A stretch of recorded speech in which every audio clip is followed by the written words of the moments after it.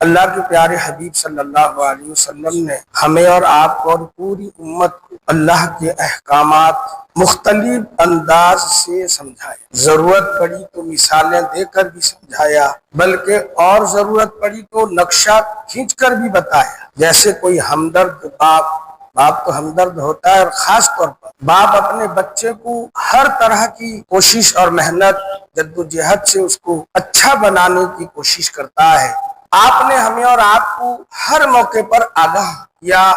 حدیث پاک کے اندر آتا ہے، حضرت جابر رضی اللہ عنہ اس کے راوی ہے کہ ایک مرتبہ نبی کریم صلی اللہ علیہ وسلم نے صحابہ کرام کی موجودگی میں ارشاد فرمایا کہ میری امت پر دو چیزوں کا بہت خوف ہے، ایک خواہش نفس اور دوسری چیز لمبی آرزویں۔ پھر آگے فرمایا کہ جب انسان اپنے نفس کا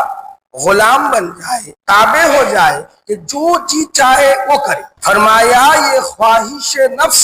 حق کی قبولیت کے لیے مانع اور رکاوٹ بن جاتا ہے۔ حق بات کو یہ نفس اور خواہش نفس جو ہے، اس کو سمجھنے سے، اس کو اپنے اندر لانے سے رکاوٹ کا ذریعہ بن جاتا ہے، اور لمبی لمبی امیدیں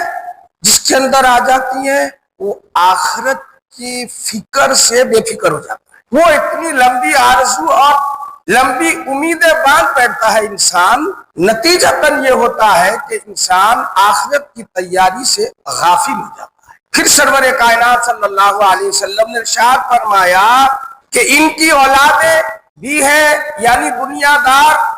ہو سکے تو اس سے اپنے آپ کو بچا لو۔ پھر آگے فرمایا کہ دنیا جا رہی ہے اور آخرت آ رہی ہے۔ پھر آگے فرمایا کہ آج عمل کا وقت ہے انسان کے لیے، چاہے اچھا عمل کر لے، لیکن حساب اس وقت اسے نہیں لیا جا رہا ہے، اور کل مرنے کے بعد عمل کا سلسلہ ختم ہوگا مگر حساب کا مرحلہ اس کے سامنے آئے۔ میرے بھائیوں، میرے بزرگوں، میرے دوستوں، مفسرین کرام نے قرآن اور حدیث کی روشنی میں ہمارے اندر جو نفس ہے، تین قسم کا اس کو نکالا ہے۔ پہلا نفس ہے نفس امارہ۔ نفس امارہ کا مطلب یہ ہے کہ وہ انسان کو برائی پر ہی ابھارے، قطع نظر اس سے کہ اس کے لیے کیا نفع کیا نقصان، باعتبار دنیا کے باعتبار آخرت کے، اس سے ہٹا کر وہ ہمیشہ انسان کو غلط راستے پر اور قرآن و سنت کے راستے پر، شریعت اور دین کے راستے سے اس کو ہٹا کر دنیا کی رنگین ماحول کے اندر پھنسا کر طرح طرح کے گناہ کے اندر وہ ڈوب جائے۔ یہ نفس جس کے اندر ہوتا ہے وہ اس پر ابھارتا ہے، اور یہ بڑا خطرناک نفس ہوتا ہے۔ جیسے قرآن پاک کے اندر اللہ نے حضرت یوسف علیہ السلام کے قول کو نقل کیا ہے، حالانکہ انبیاء علیہ السلام گناہوں سے پاک اور صاف ہے، پھر بھی حضرت یوسف علیہ السلام نے اقرار کیا کہ نفس امارہ سے کوئی بچ ہی نہیں سکتا، مگر جس پر اللہ رحم فرمائے وہ اس سے بچ سکتا ہے۔ میرے بھائیوں، بزرگوں اور دوستوں، عام طور پر مسلمانوں کے اندر یہ نفس موجود ہے جس کی بنیاد پر دین سے بالکل دوری اور دینی مجلس سے بھی دوری ہم اختیار کر بیٹھتے۔ اور دوسرا نفس ہے نفس لوامہ، ملامت کرنے والا نفس، اس بات پر کہ جب کبھی اس سے کوئی گناہ سرزد ہو جائے وہ دل کے اندر ندامت، شرمندگی، اور اس کے دل کے اندر ایک کھلبلی مچ جائے، اوہ میں نے کیا کر دیا۔ بھائیو، بزرگ اور دوستو، یہ نفس آسانی سے ہمیں حاصل نہیں ہو سکتا، اس کی نگرانی کرنی پڑے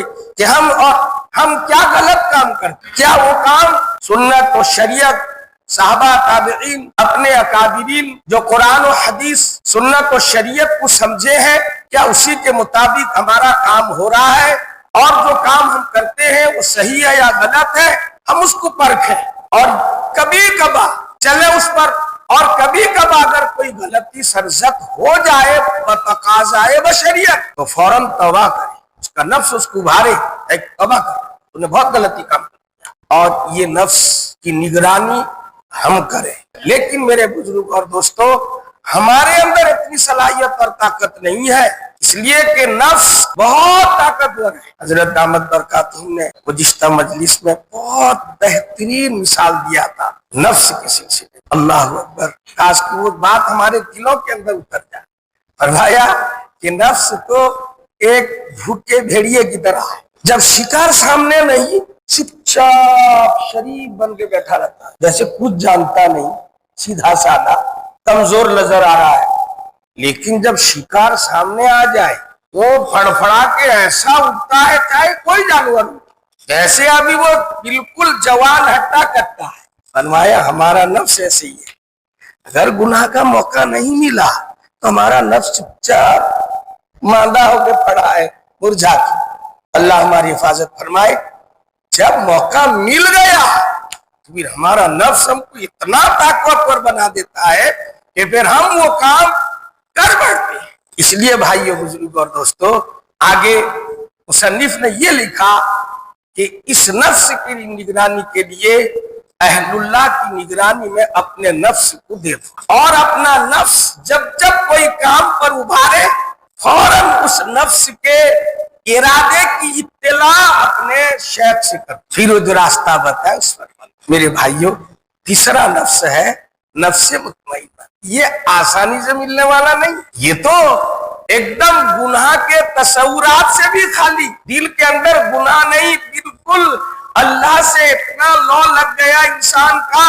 گناہ کا تصورات آتا نہیں، اور آیا تو وہ وہیں سے پھر واپس ہو جاتا ہے، چونکہ دل اتنا اطمینان ہو گیا ہے اللہ کے ذکر سے، اللہ کی محبت سے، اور گناہوں سے دور رہ کر۔ اور یہ نفس ہم کو نہیں، اللہ والوں کو، ہمارے اکابرین کو حاصل ہے۔ میرے بھائیوں، میرے بزرگوں اور دوستوں، اس لیے اس مجلس کا مقصد یہی ہے کہ ہمارا نفس اور ہماری روحانی بیماری، ان میں سے یہ دو بیماری خطرناک بیماری ہے، ایک ہے خواہش نفس اور دوسرا ہے امیدوں کی لمبی ہو جانا۔